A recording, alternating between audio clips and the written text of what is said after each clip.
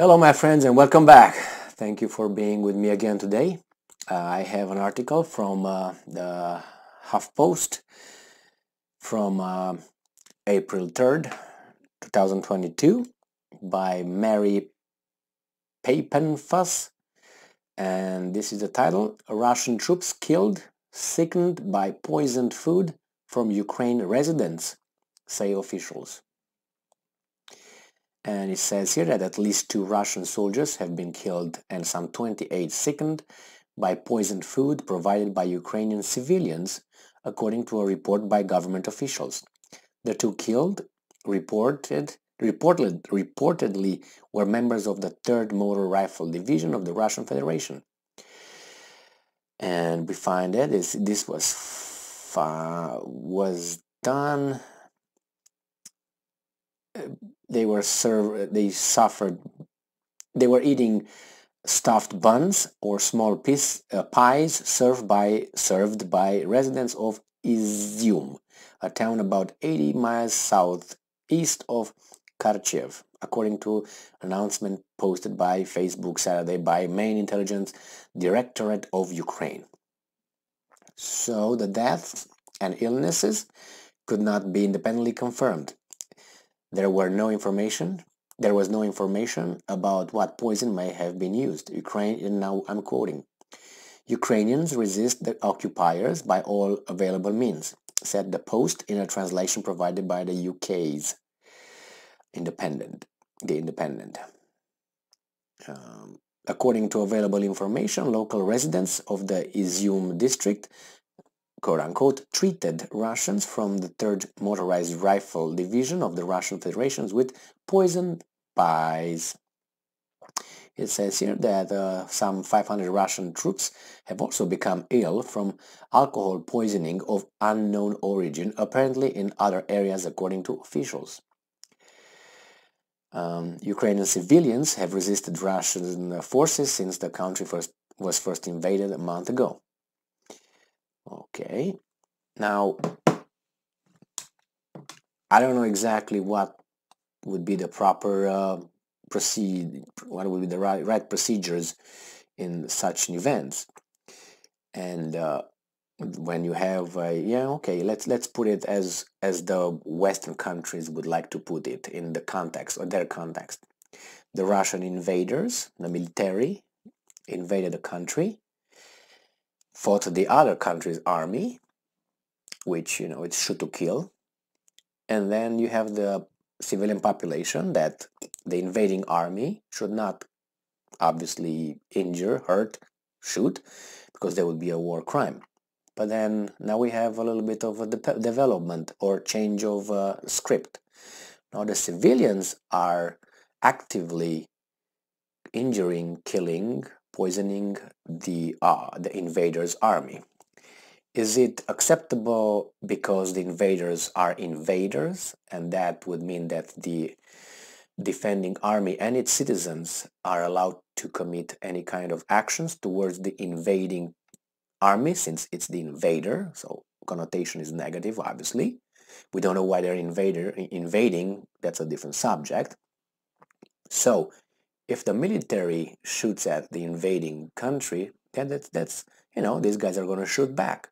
But what if civilians shoot or they cause death through direct actions to this military?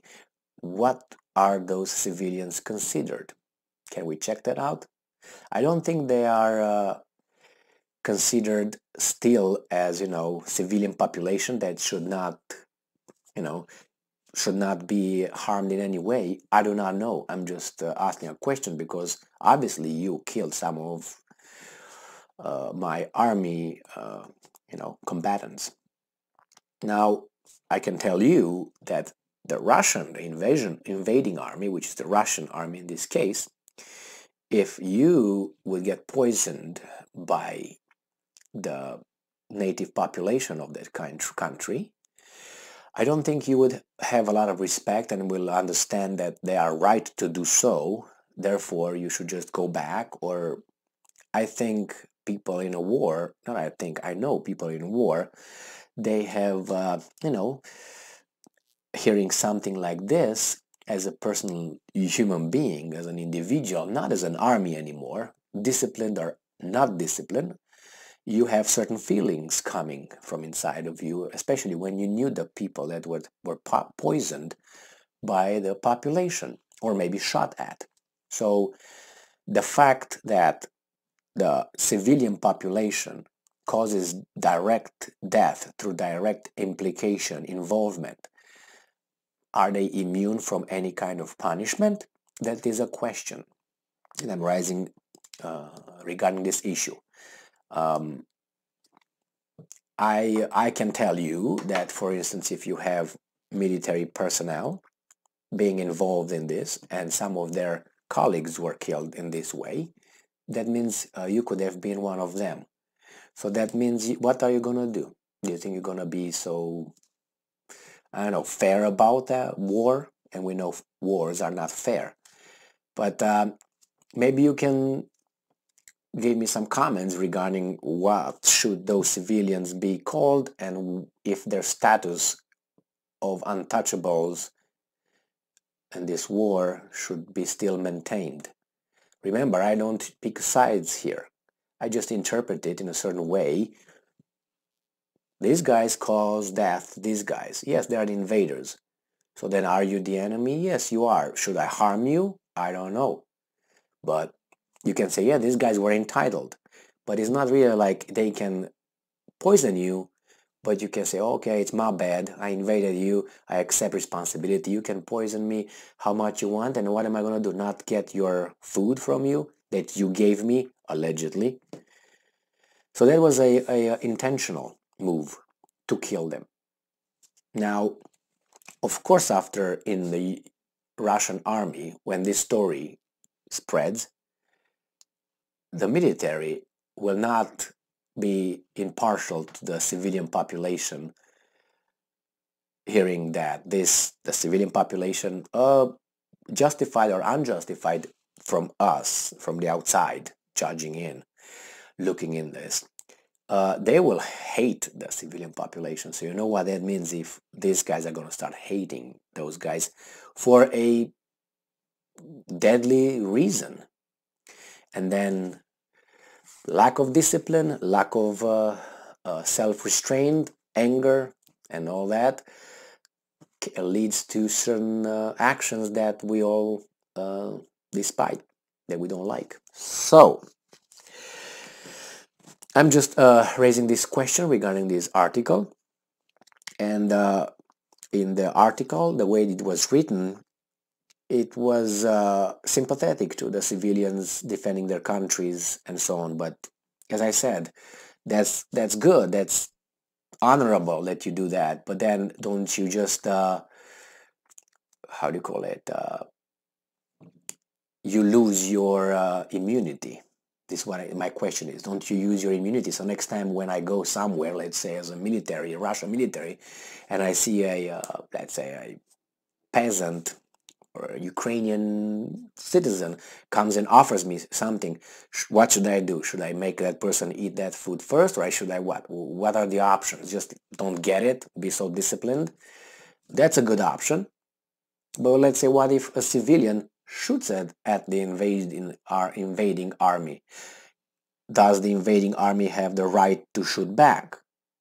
Or they don't? What if you try to find out who were the perpetrators of those poisoning buns and pies? What if I'm trying to find them? And what if I find them? What should I do with them? Should I put them on trial? Should I have a very short trial on the spot? Like, for instance, that's it's a automatic execution. For instance, if you find an enemy dressed in your uniform, that's an automatic dead.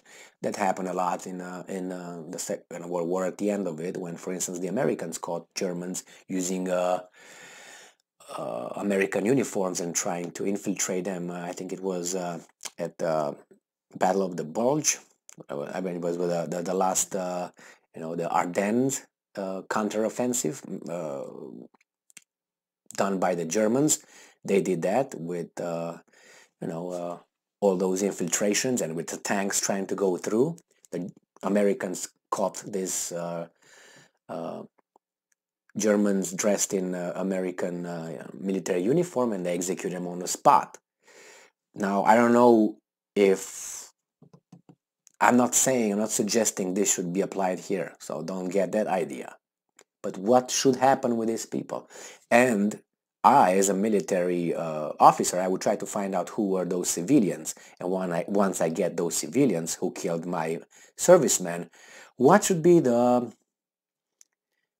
I don't know, let's put it, balanced, proportionate punishment, if any, to the civilians who caused death to my army? Well, maybe you have some suggestions down there. Maybe you, I don't know, just raising a question. Well, thank you for being with me again today. Stay strong, stay smart, look for the truth, and be just. See ya.